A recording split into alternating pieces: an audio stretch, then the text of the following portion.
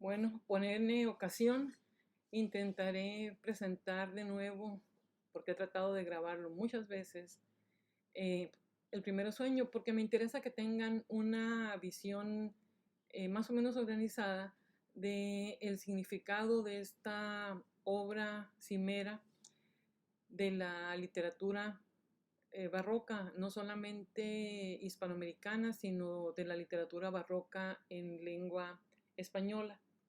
El texto de Sor Juana es sin duda hermético, es difícil de entender.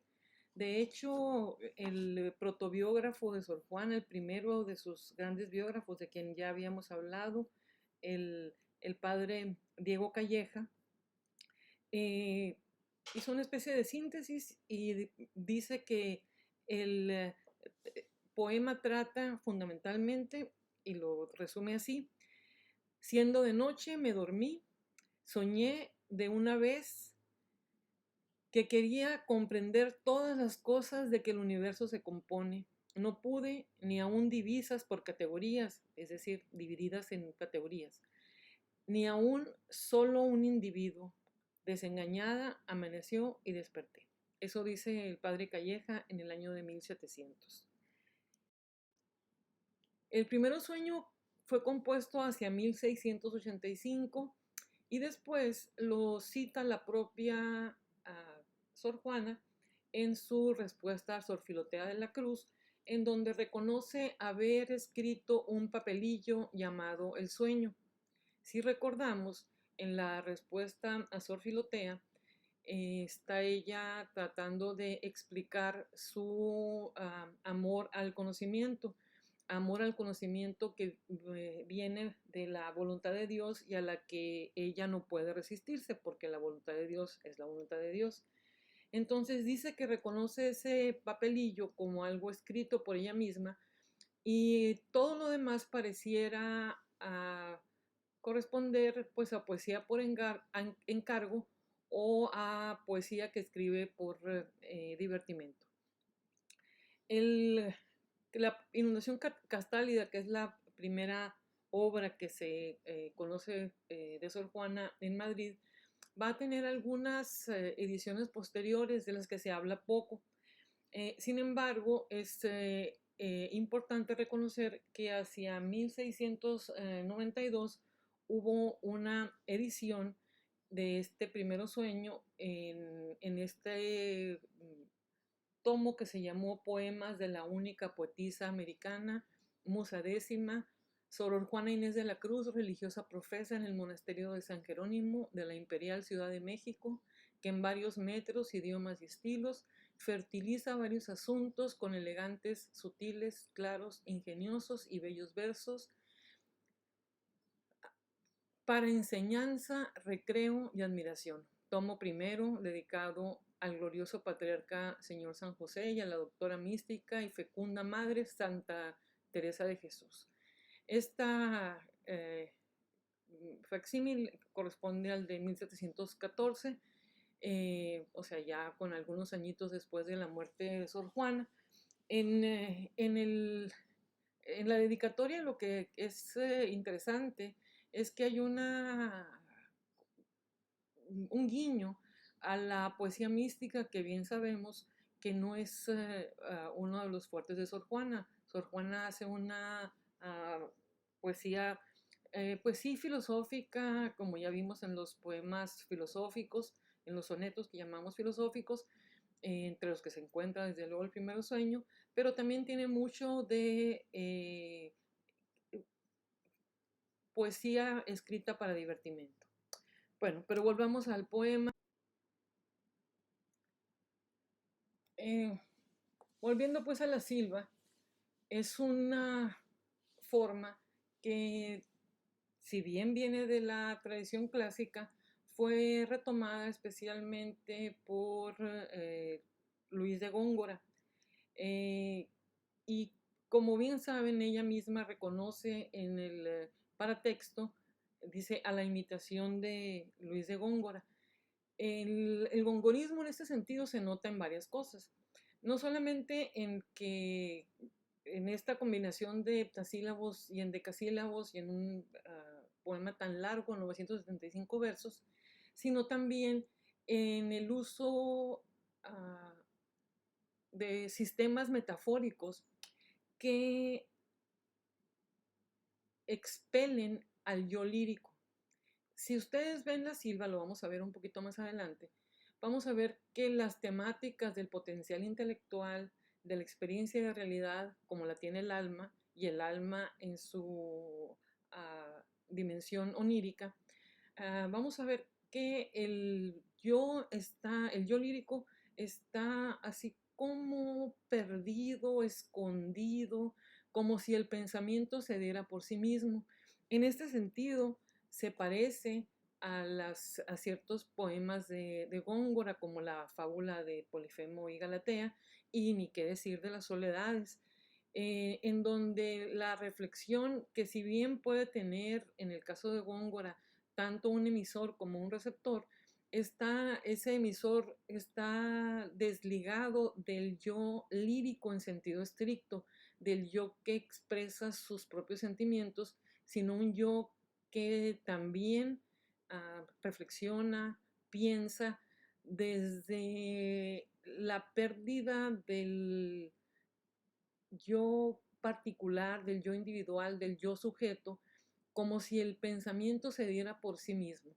Entonces eso hace del poema no solamente más difícil para su lectura, sino que también tiene una serie de referencias, de valores que lo constituyen en un poema bastante difícil de explicar, bastante difícil de comprender, no solamente porque es un poema erudito y difícil, oscuro, incitante, sino porque para su lectura se necesita una cierta información previa.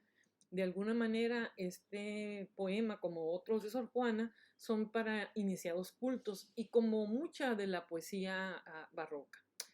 Bueno, en este caso, el alma se manifiesta desde el anhelo y el esfuerzo por conocer y entender los secretos naturales del universo. Uno de los grandes problemas que le fueron muy caros a Sor Juana.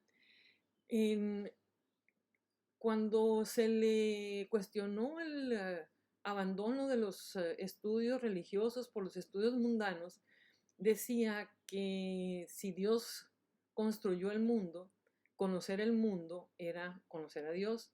Como podrán ver, es una lógica irrebatible, pero poco comprensible para su época.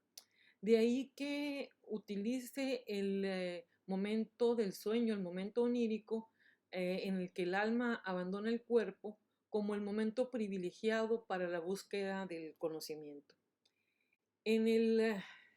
Aquí está la presentación, en donde dice muy claramente que lo hizo imitando a Góngora. Y aparece pues el inicio del poema, que va a ser de manera muy clara difícil de comprender, porque dice: piramidal funesta, de la tierra nacida sombra, al cielo encaminaba de vanos obeliscos, punta altiva, escalar pretendiendo las estrellas, en donde, díganme, está el yo lírico.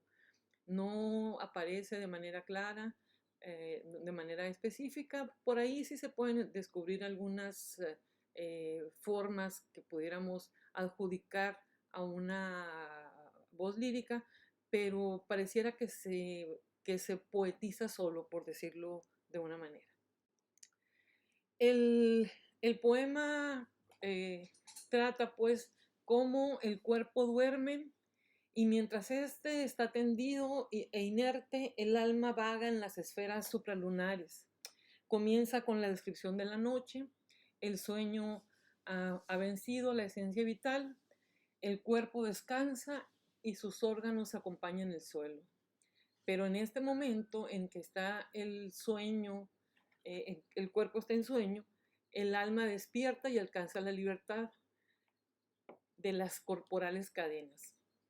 El alma que separada del cuerpo se mueve en determinadas esferas de dimensiones insospechadas y finaliza el poema cuando amanece y el yo, ya el yo corporal, se despierta de nuevo. Hay un momento de disociación onírica entre el cuerpo y el alma.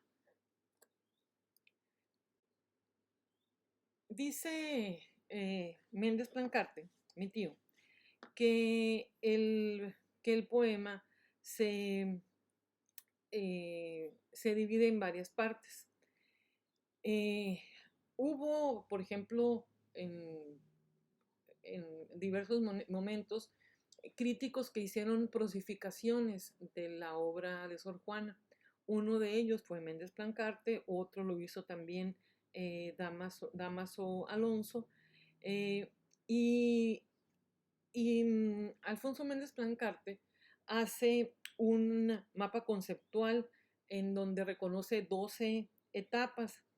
La primera, a la que le llama la invasión de la noche, el sueño del cosmos, el dormir humano, el sueño de la intuición universal, el intermeso de las pirámides, la derrota de la intuición, el sueño de la omnisciencia metódica, las escalas del ser, la sobriedad intelectual, la sed desenfrenada del saber, el despertar y el triunfo de la vida. En un sentido, en un sentido muy general, se puede decir que el triunfo de la vida reconoce que llega entonces a su término el ciclo de la noche terrestre y del reposo corporal. La facultad imaginativa se debilita porque ya no suben a ella los claros vapores de una serena digestión, razón por la cual la fantasía deja de elaborar las nítidas imágenes que antes iba presentando el entendimiento, y el sujeto soñante despierta ante la inminente llegada del día triunfante. Noche y sueño son los espacios semánticos que permiten esta metáfora o este conjunto de metáforas, y que se han explicado de distintas maneras.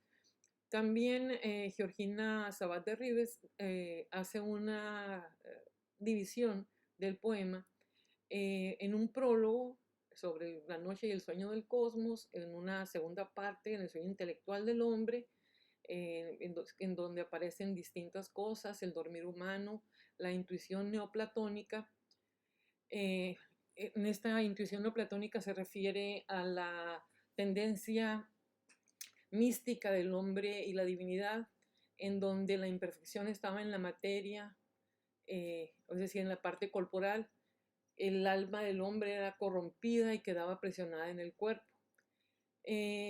La espiritualidad del neoplatonismo fue usada por los pensadores cristianos para defender la concepción del alma humana. Entonces, de alguna manera, Sor Juana vuelve a eso. También aparece la idea de lo neo-aristotélico también en esta diferenciación entre cuerpo y alma. El ser es una sustancia, el ser humano para los neoplatónicos es una sustancia ilemórfica. El principio vital del conocimiento está en el alma, que es inmortal y que es la forma. Fíjense, la forma son las facultades del alma, el entendimiento, es agente y paciente el entendimiento, mientras que la materia es mortal y supone las facultades humanas, vegetativas y sensitivas.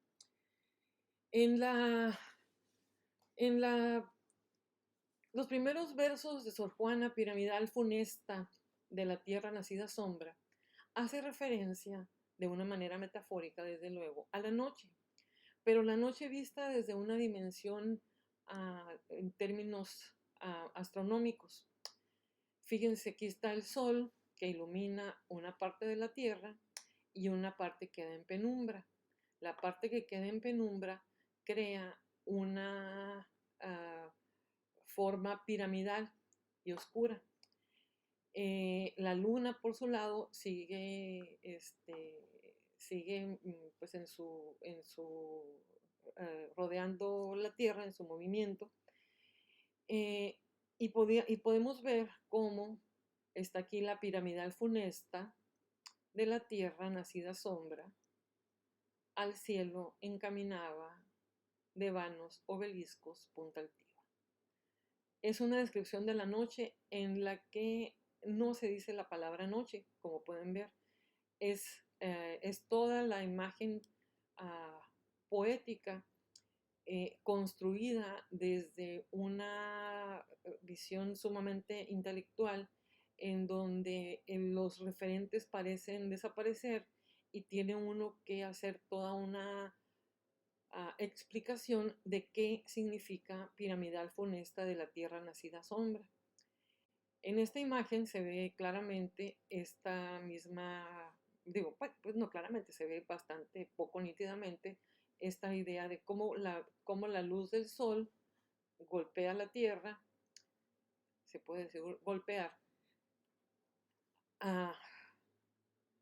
ilumina la Tierra y queda este lado oscuro, y este lado oscuro va generando una luz, va generando una sombra que cuando la luna está en sus diversas fases, la vamos conociendo. Esta es la luna nueva, esta es la luna en la que no, ese es el momento en el movimiento de la luna en la que no se ve la luna. En todas las demás, la luna llena, la luna cuarto menguante, se cierra, cuarto creciente, y luna, esta y de aquí son las mismas.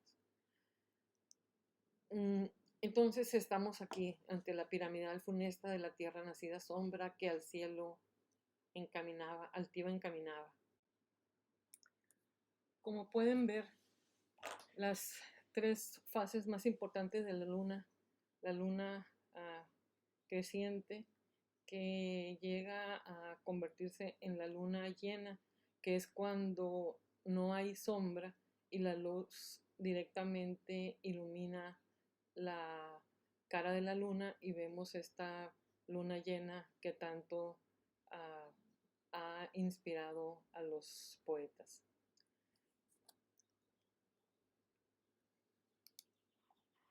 En el primer sueño vimos pues esta piramidal funesta de la Tierra nacida sombra. Fíjense, la Tierra nacida sombra, que después aparece como la sombra fugitiva. Esta sombra fugitiva es que la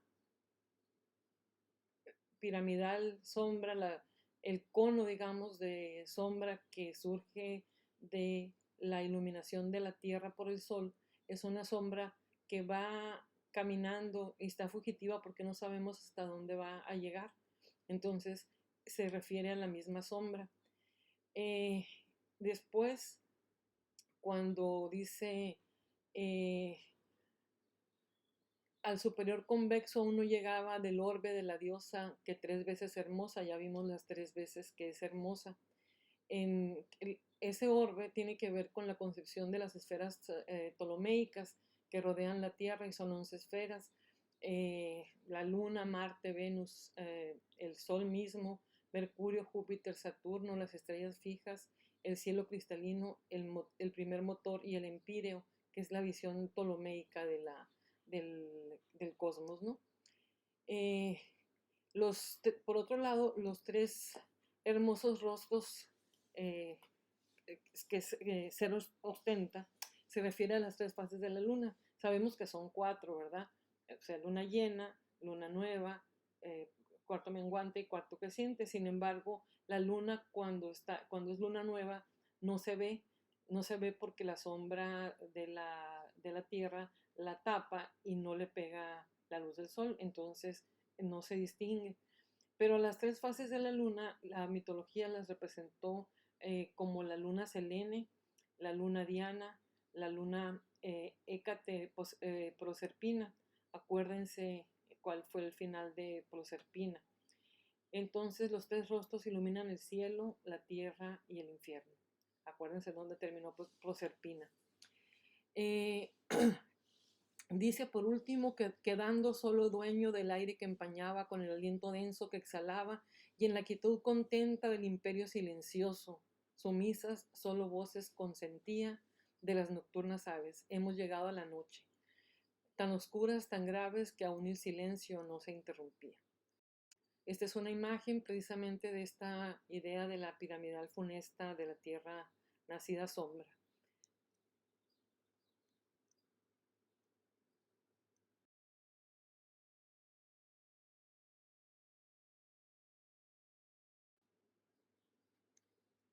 En los siguientes versos se refiere a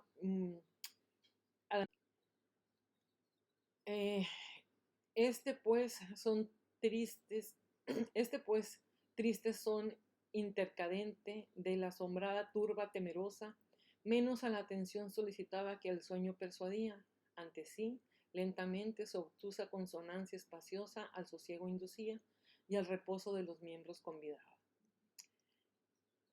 Todo está siendo víctima del sueño, a algunos les da un poco de miedo, es la turba temerosa, pero al final es el silencio el que indica en sellando labio oscuro con indicante dedo. Harpócrates es el dios egipcio del silencio que se representa con un dedo sobre los labios en la forma habitual de quien dice silencio.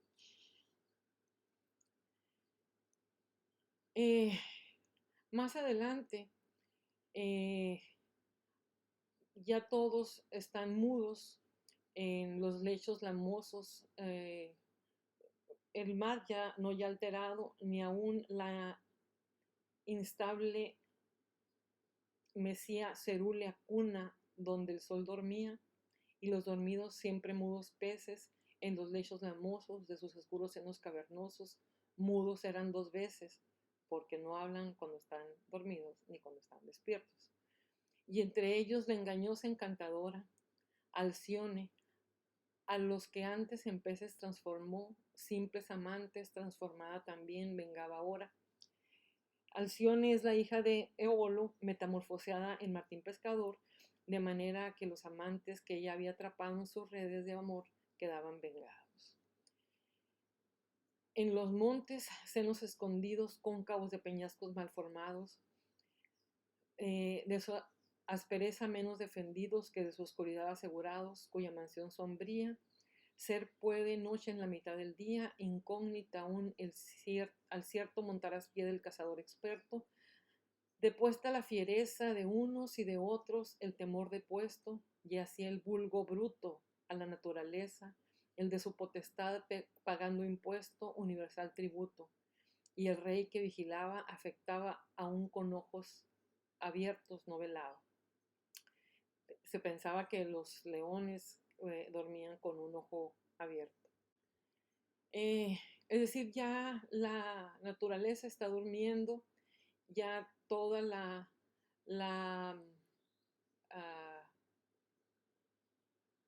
noche está cayendo y por lo tanto todos ya están en sosegado ambiente, ya no se perciben movimientos, la oreja alterna aguda y el leve rumor siente que aún le altera dormido. Los pájaros, la leve turba descansando al viento de que le corta al lado movimiento. Los pájaros duermen, ya no cortan el viento, todo está dormido. Incluso al final de en el 133, dice, de no incurrir de omisa en el exceso, a un solo pie librada fiel peso, y en otro guarda el cálculo pequeño. Si recuerdan que la garza duerme con un solo pie y parece estar vigilante, ¿no? Y le da atributos incluso como de águila. Todos están dormidos. De la majestad, dice el 141, pensión gravosa, que aún el menor descuido no perdona, causa quizá que ha hecho misteriosa, circular denotando la corona en círculo dorado, que el afán es no menos continuado. Si la circularidad de la corona indica que tiene que ser constante, ¿no? El sueño, todo en fin lo poseía, todo en fin el silencio lo ocupaba, aún el ladrón dormía, aún el amante no se desvelaba.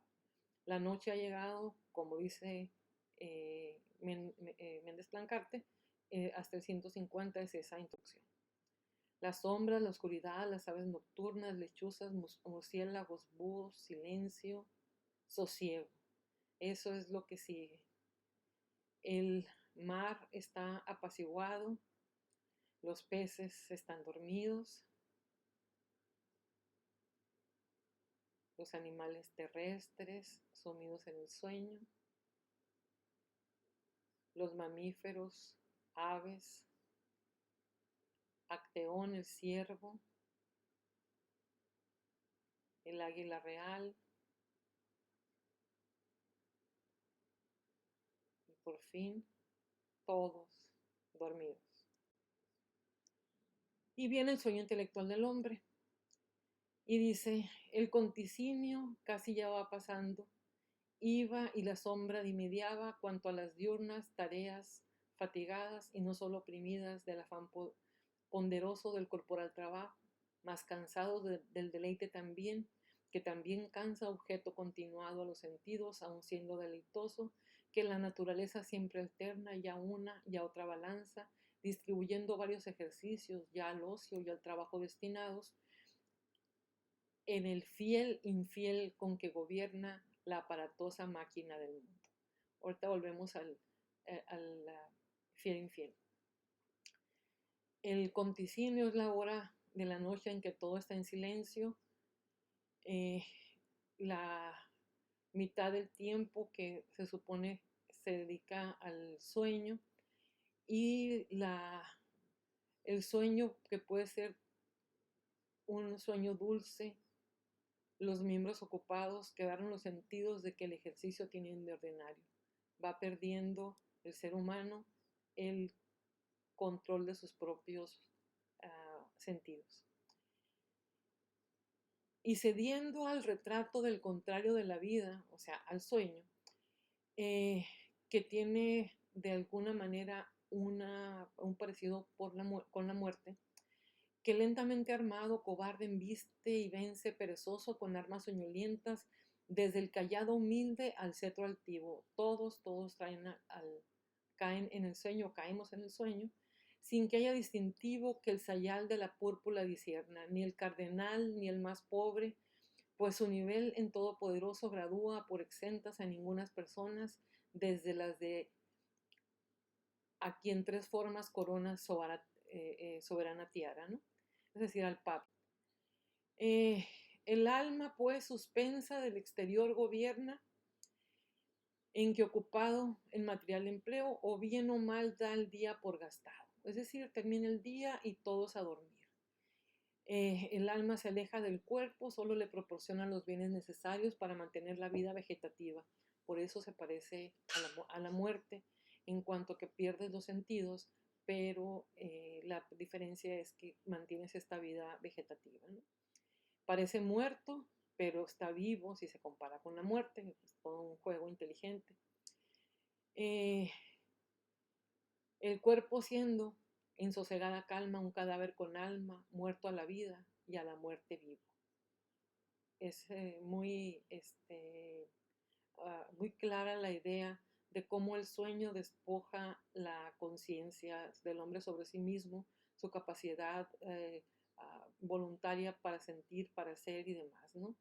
El vital volante está con arterial concierto, o sea, con el corazón pulsando lento de su bien regulado movimiento. Pues, miembro rey y centro vivo de espíritus vitales, con su asociado respirante fuelle, ahora nos va a hablar de los pulmones y del corazón, que son las facultades del vigor natural que vivifica el cuerpo, pero al mismo tiempo vuelve y nos habla del que es necesario que impele ya caliente, aquí en el 219, el aire, ¿no? Y él venga su expulsión haciendo activo pequeños robos al calor nativo, algún tiempo llorados, nunca recuperados, si ahora en los sentidos de su dueño, que repetido, no hay robo pequeño. Es decir, se pierde tiempo vital, cuando se está dormido, pues estás perdiendo absolutamente el control y la conciencia sobre ti mismo, ¿no? Vuelve otra vez a la científica oficina que es el cuerpo y que sigue funcionando, como dice en el verso 240, en ajustado natural cuadrante, las cuantidades nota que a cada cual tocarle considera, del que alambicó kilo el incesante calor en el manjar que medianero, piadoso, entre él y húmedo interpuso su inocente sustancia. Según la fisiología, cada momento de la vida biológica depende del calor natural del cuerpo que va consumiendo el húmedo radical, la flexibilidad de las fibras del cuerpo. De hecho, ustedes saben bien que seguimos consumiendo calorías aunque estemos dormidos, ¿no? Eh,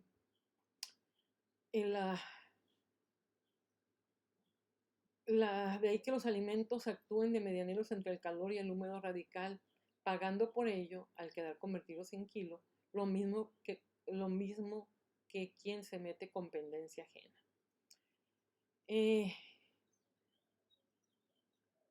El estómago, les decía arriba, el estómago, los pulmones, el corazón, todo lo que hace que el cuerpo sobreviva.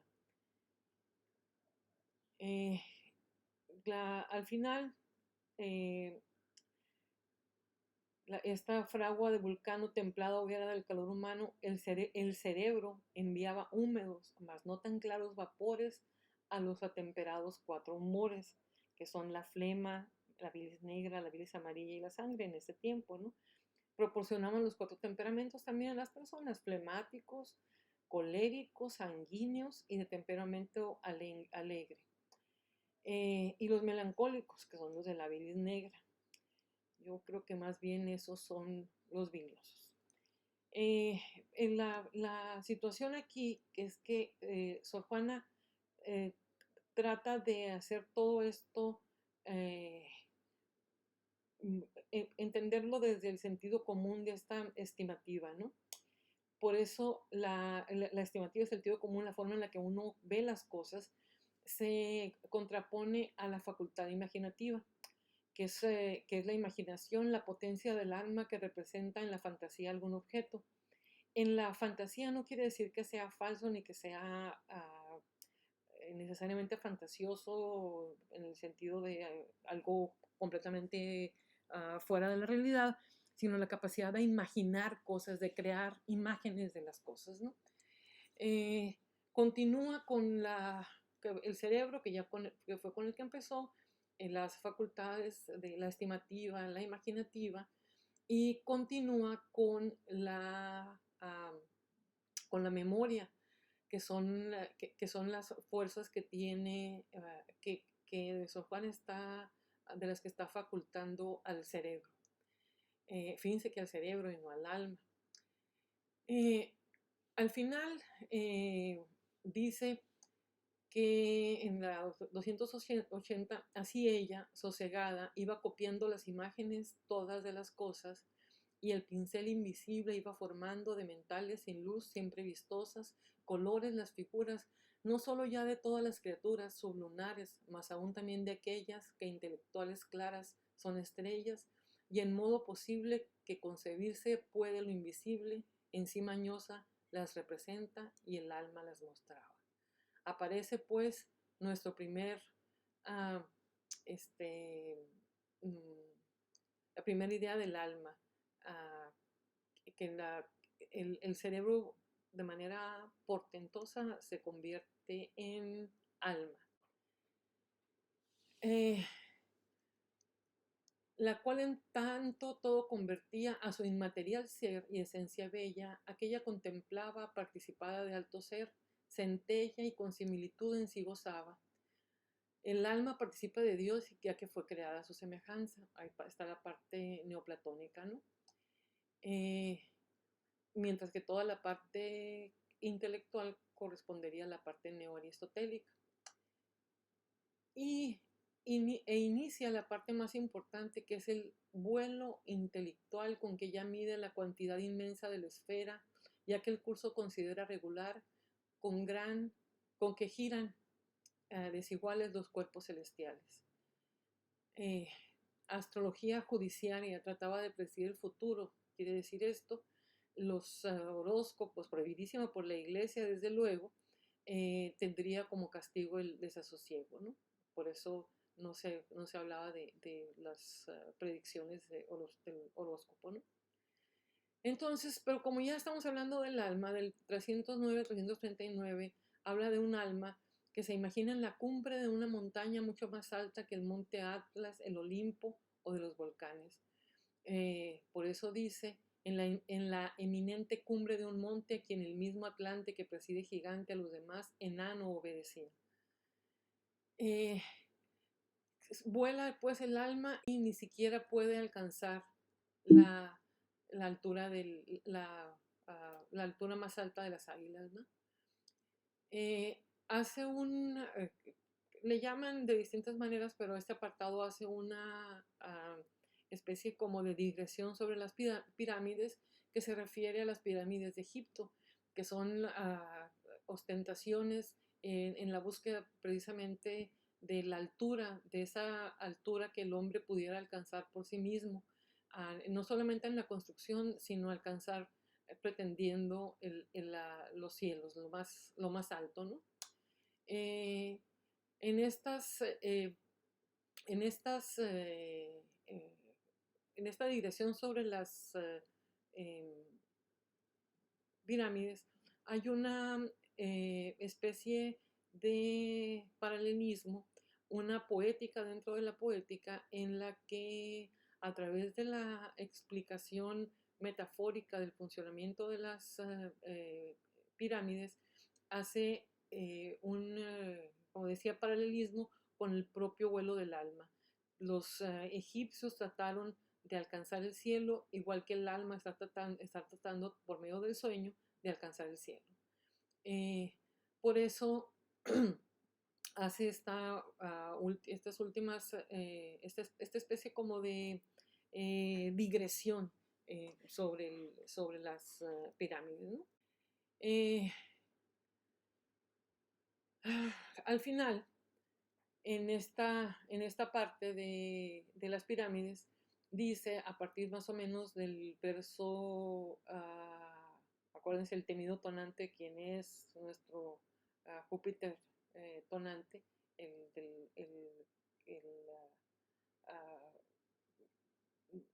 el que hace que con un rayo fulminante puede quitar Alcides, puede quitar cualquier cosa, o bien la pesada clava errada por Alcides, perdón.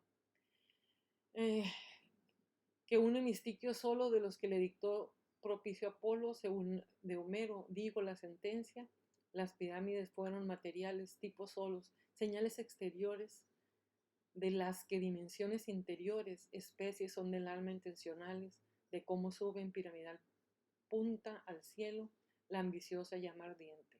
Entonces aquí está este paralelismo entre el alma y el propio poema, ¿no?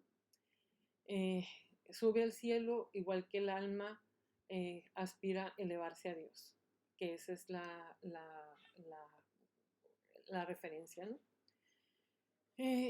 Continúa así la mente humana, su figura presunta y a la causa primera siempre aspira, céntrico punto donde recta tira la línea, si ya no circunferencia que contiene infinita toda esencia.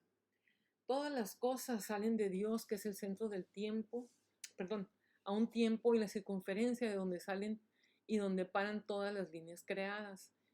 Es Dios, una de las, si bien está haciendo referencia a la mitología, es Dios, el conocimiento, quien, como ya decía también en la carta Solfirotea, el que la inspira, el que la hace desear el conocimiento, y todo esto recuerda las diversas formas en que trató de hacerse.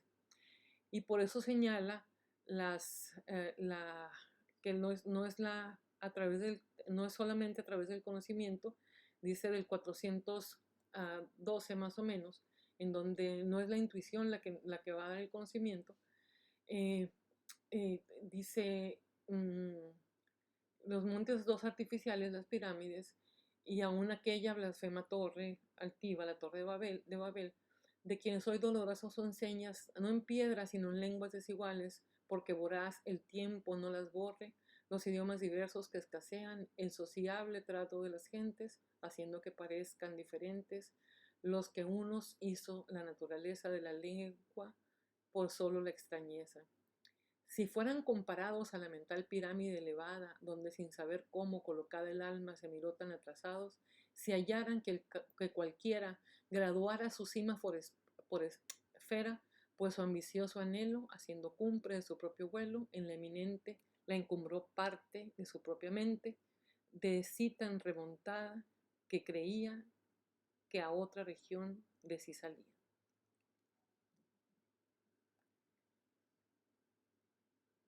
Eh,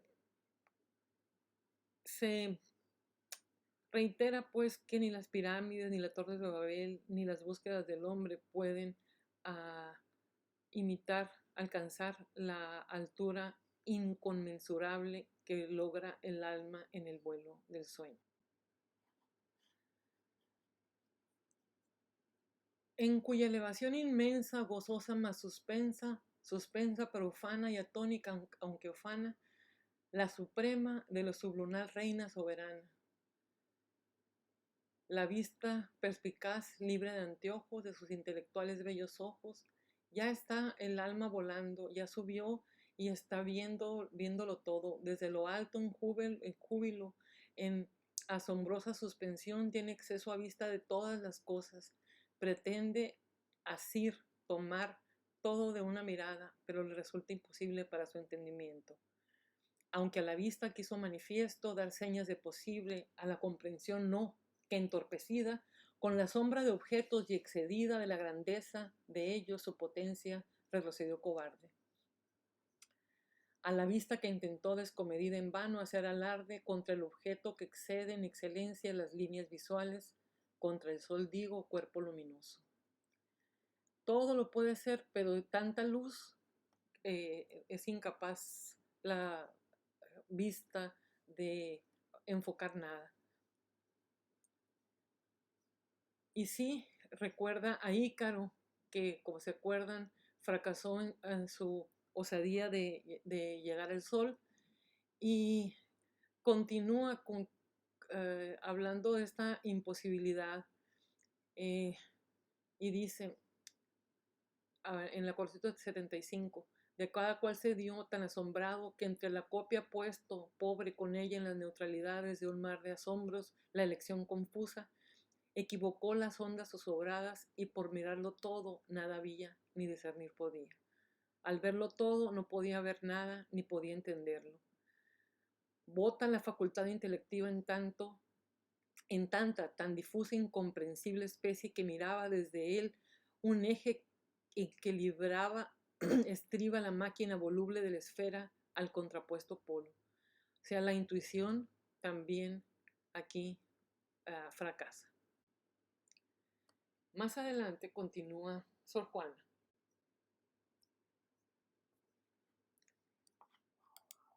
Ya en esta parte hace una metáfora sobre el conocimiento, la búsqueda del conocimiento convertida en una navegación sumamente complicada que lleva al naufragio, porque las velas en efecto recogidas que fió inadvertidas, traidor el mar al viento ventilante, buscando desatento, al mar fidelidad, al constancia al viento, mal le hizo de su grado en la mental orilla dar fondo, destrozado, al timón roto, a la quebrada entena, besando arena a arena, de la playa el bajel astilla a astilla, donde ya recobrado lugar usurpó de la carena cuerda refleja reportado aviso del dictamen remiso.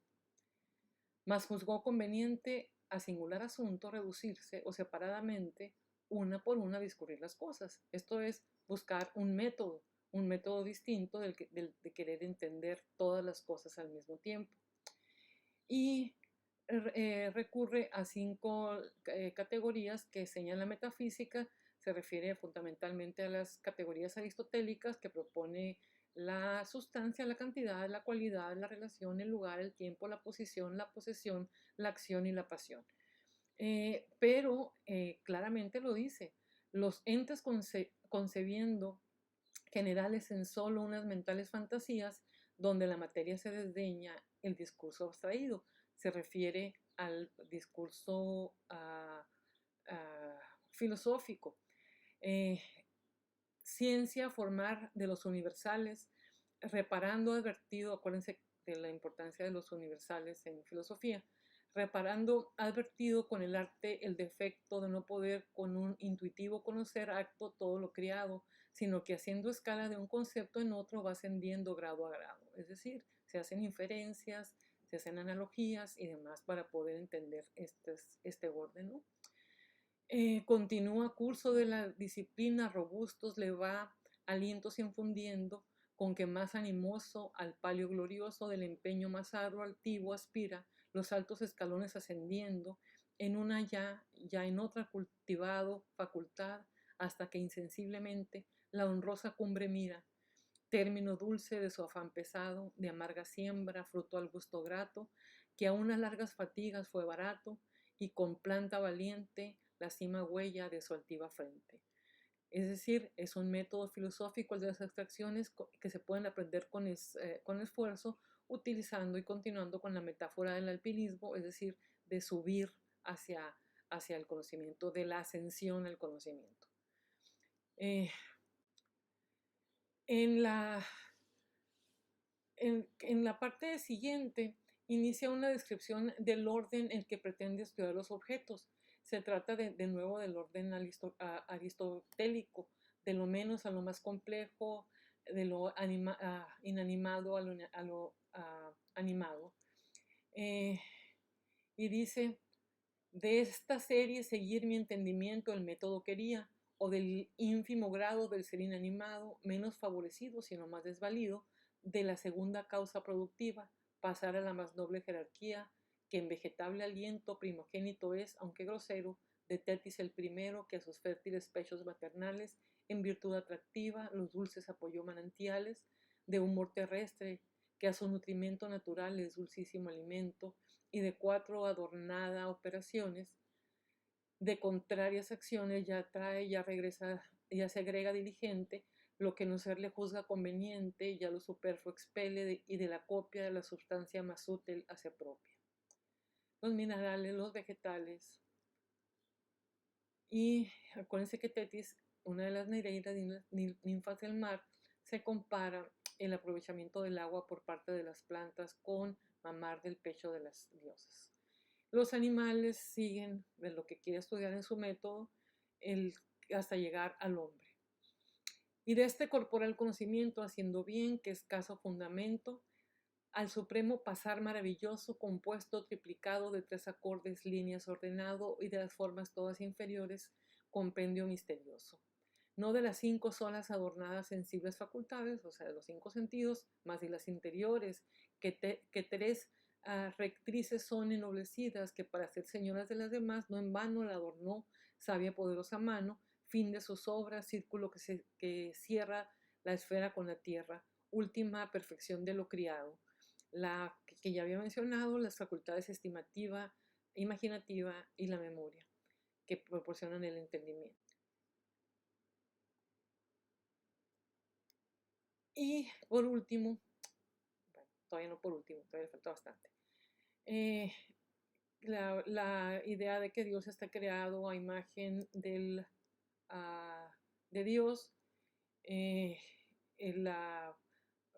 habla de Juan, porque ya saben la imagen que tiene en el Apocalipsis. El hombre, digo, en fin, mayor portento que discurre el humano entendimiento, compendio que absoluto parece al ángel, a la planta, al bruto, cuya altiva bajeza toda participó naturaleza. ¿Por qué? Quizá porque más venturosa que todas, encumbrada merced de amorosa unión sería, que aunque repetida, nunca bastantemente bien sabida, merced, pues ignorancia en lo poco apreciada, parece en lo mal correspondido. La estatua estaba compuesta en orden ascendente, en el caso el libro de Daniel, por barro, hierro, bronce, plata y oro. Es una alegoría del intento de alcanzar la cumbre, aunque se inicie o apoye por lo más bajo. Es de nuevo la idea de alcanzar lo más alto, ¿no?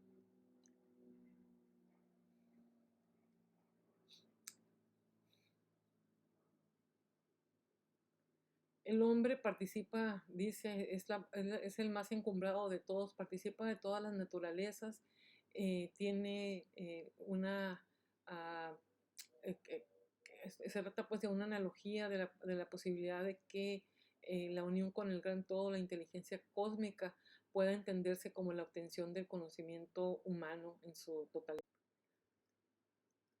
En los siguientes habla ya sobre la cobardía, se pondera la ignorancia del hombre que no puede comprender ni aun los fenómenos más cercanos. Eh,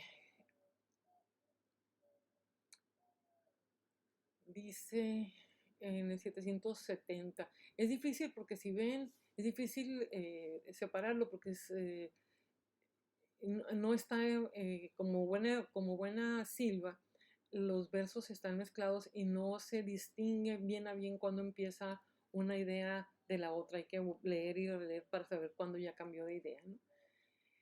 Eh, Estos pues grados discurrir quería unas veces, pero otras disentía excesivos juzgando atrevimiento, el discurrirlo todo, quien aún la más pequeña, aún la más fácil parte no entendía de los manuales efectos naturales, quien de la fuente no alcanzó risueño el ignorado modo con que el curso dirige cristalino, deteniendo en ambaje su camino los horrores, los horrorosos senos de Plutón, las cavernas pavorosas del abismo tremendo, las campañas hermosas, los elíseos amenos, tálamo ya de su triforme esposa, clara pesquisidora, registrando útil curiosidad, aunque prolija, que de su no cobrada bella hija noticia cierta dio a la rubia diosa, cuando montes y selvas trastornado, cuando prados y bosques inquiriendo, su vida iba buscando y del dolor iba perdiendo.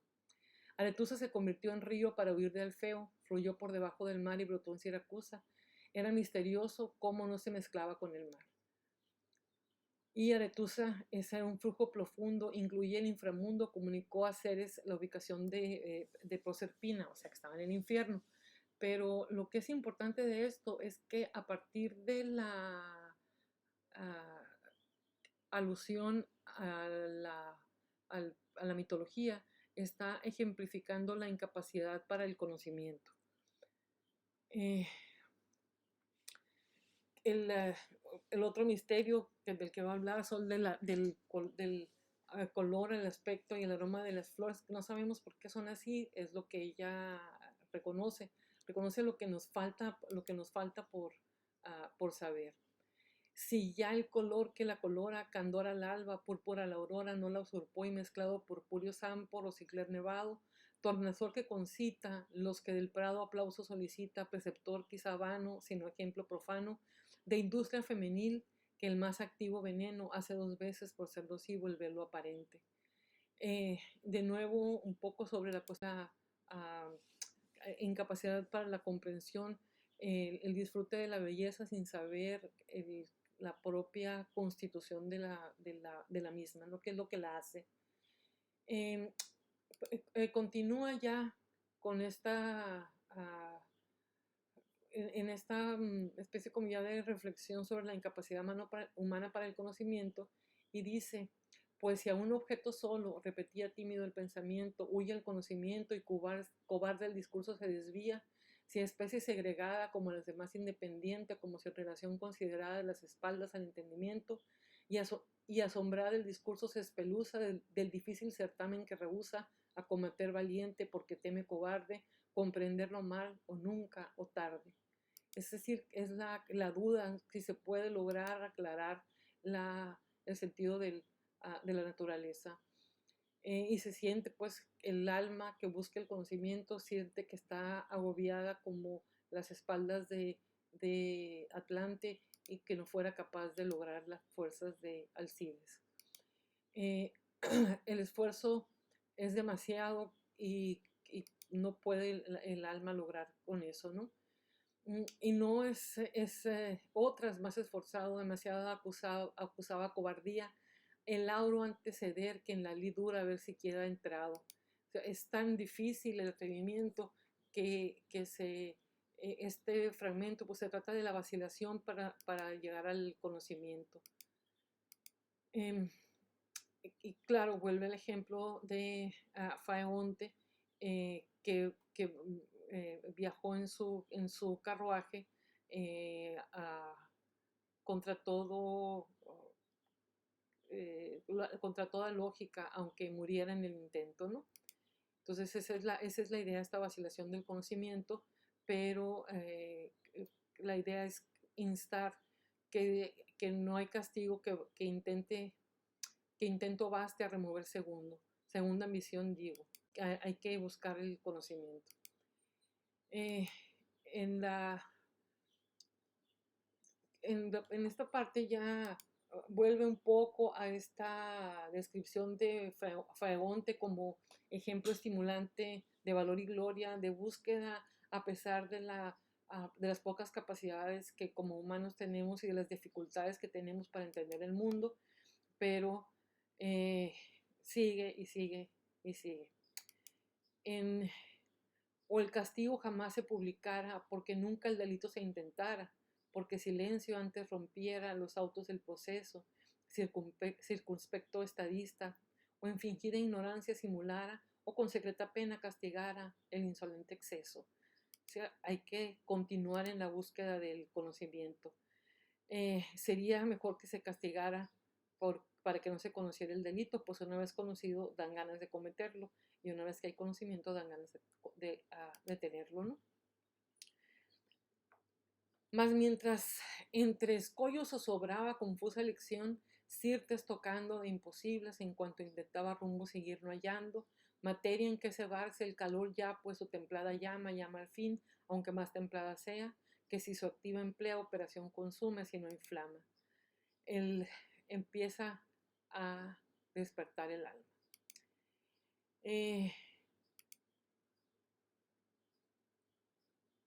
Esta retoma pues las ideas de Aristóteles, como les decía, hay ideas neoplatónicas, lo del alma y lo del cuerpo, y también la diferenciación que se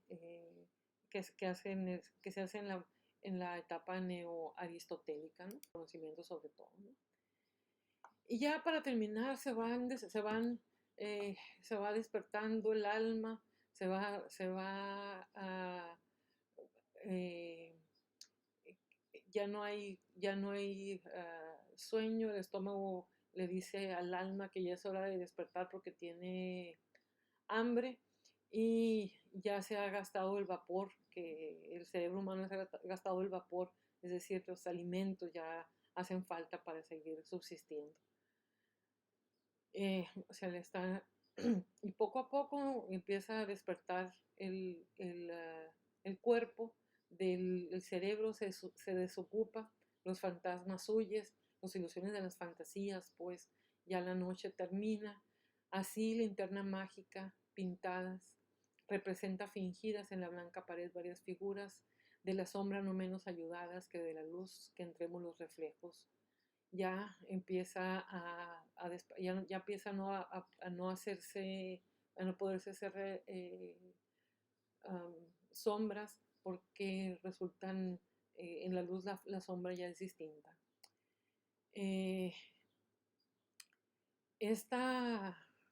Este aparato que ven aquí es un invento atribuido a Athanasius Kircher. Athanasius Kircher es una de las influencias de Sor Juana en cuanto al hermetismo.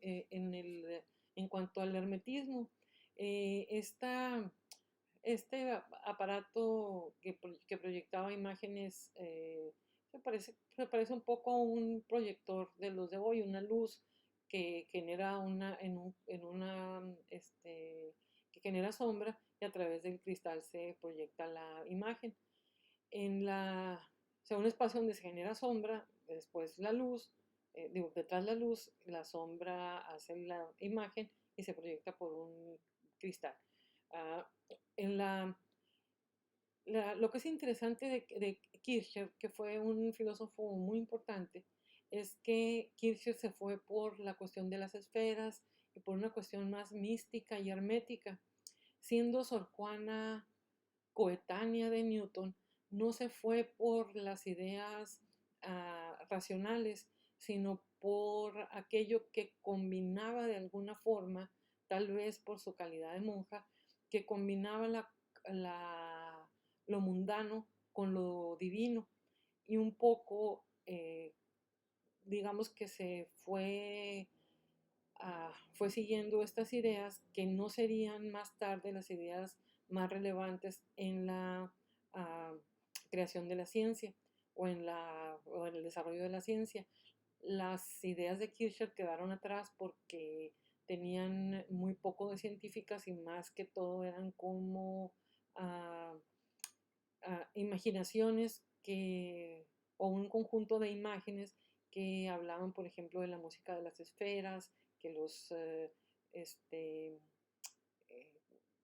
la relación de esa música de las esferas con la Tierra, un poco despegado del plano cartesiano racional de Descartes o de las primeras leyes de la física que Newton escribió y de las que Sor Juana pudo haber tenido alguna noticia.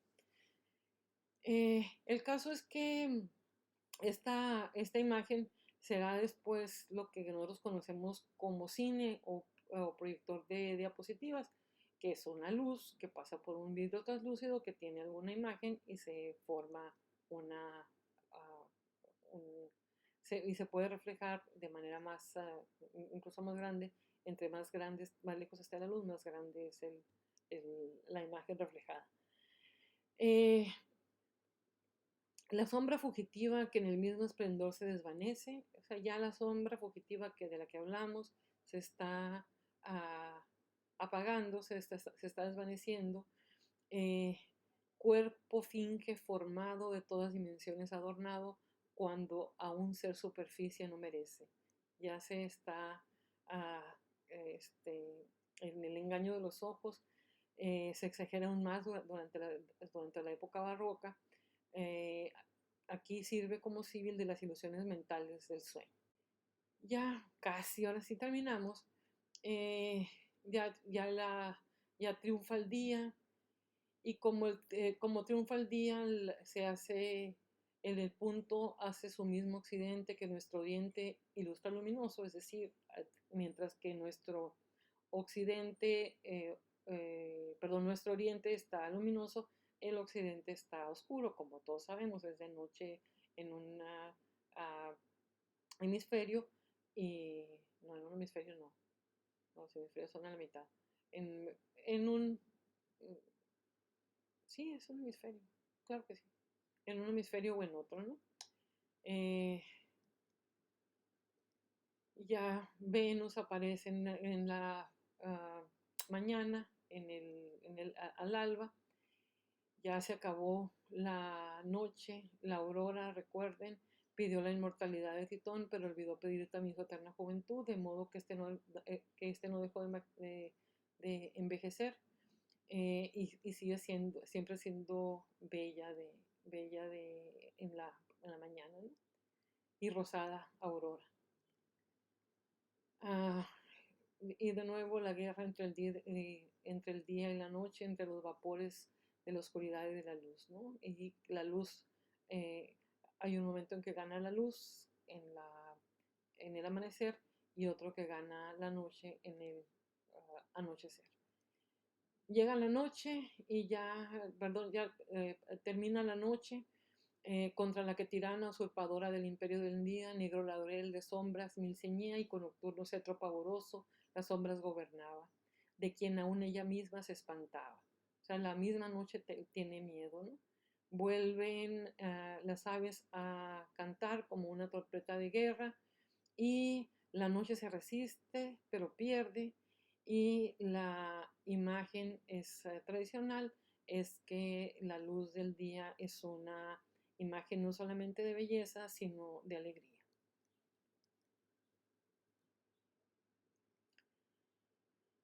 El efecto llegó en efecto el sol cerrando el giro que esculpió de oro sobre azul zafiro y la imagen de la noche que al correr pisa su propia sombra, producto del sol a su espalda, es fabulosa, es la sombra de la sombra. Fíjense bien, qué cosa tan interesante.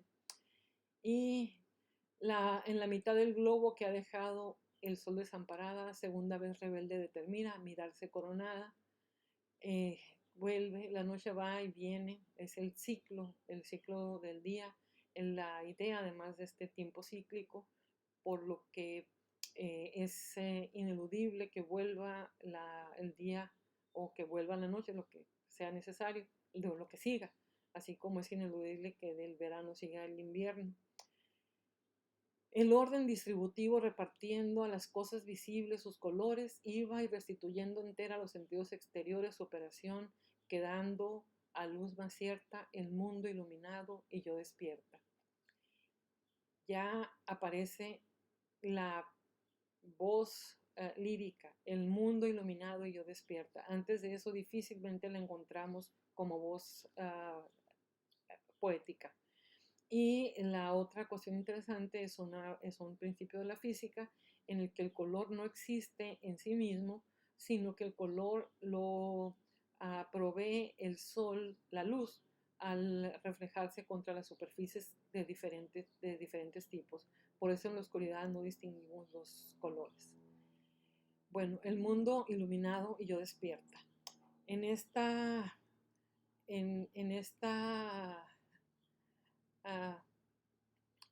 con esta imagen ya termina la noche. La voz femenina, les digo, aparece varias veces, aparece muy pocas veces, pero aquí aparece este yo lírico. Eso es la subjetividad de una voz narrativa que claramente se reconoce. El mundo iluminada y yo despierta. No dice y el ser despierto y el humano despierto, no. Es una voz que puede adjudicarse a una voz narrativa femenina. En el mundo del sueño busca la aprehensión de lo invisible, la fantasía exhibe el alma se reconcentra en sí misma y hay una identificación de la divinidad del alma y hace todos estos paralelismos de la búsqueda del conocimiento como la ascensión a altísimas montañas. Hay una simetría interesante en imágenes y motivos. Se abre y se cierra el poema con las imágenes astronómicas de la lucha de la luz contra la oscuridad, de la noche contra el día, y se trata de una composición en torno a un centro, la noche, el dormir, el sueño, el despertar y el amanecer. Eh, en, Simétrica en el sentido de que hay la parte central, el sueño mismo es la que ocupa el centro. La noche y el dormir son como introductorios, el despertar y el amanecer son, son el final, digamos, ya del poema, pero más o menos en el número de versos, digamos, hay cierto parecido. Si vemos, la noche y el dormir son una parte y el despertar y el amanecer el otro, dejándole al sueño el centro, el eje del poema propiamente. Como pueden ver, en la noche se da todo lo del dormir, los fenómenos físicos y las partes de los procesos fisiológicos. En el, en el, el eje del poema, que es el propio sueño, es este proceso psíquico y espiritual de la búsqueda del conocimiento en medio del sueño. Y luego, ya en el despertar, otra vez entre los procesos fisiológicos y los fenómenos físicos. Entonces se puede ver este paralelismo pues, en la formulación.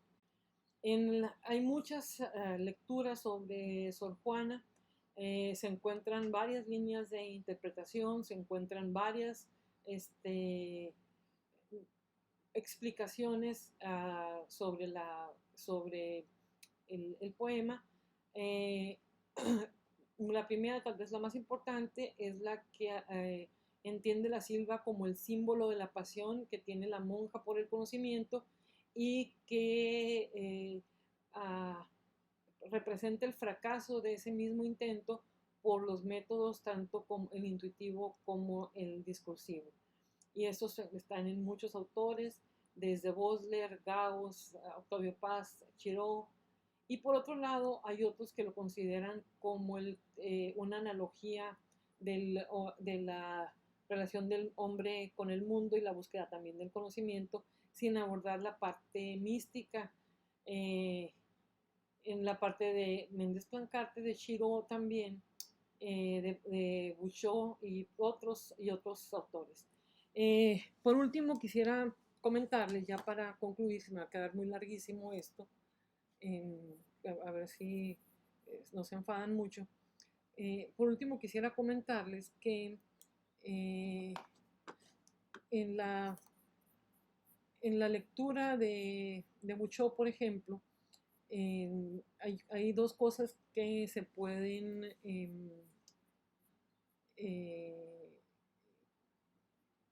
rescatar, ¿no?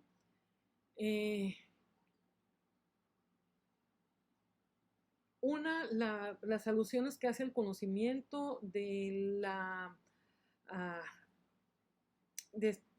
o al uso de las figuras geométricas, la piramidal funesta, el epíteto de piramidal funesta,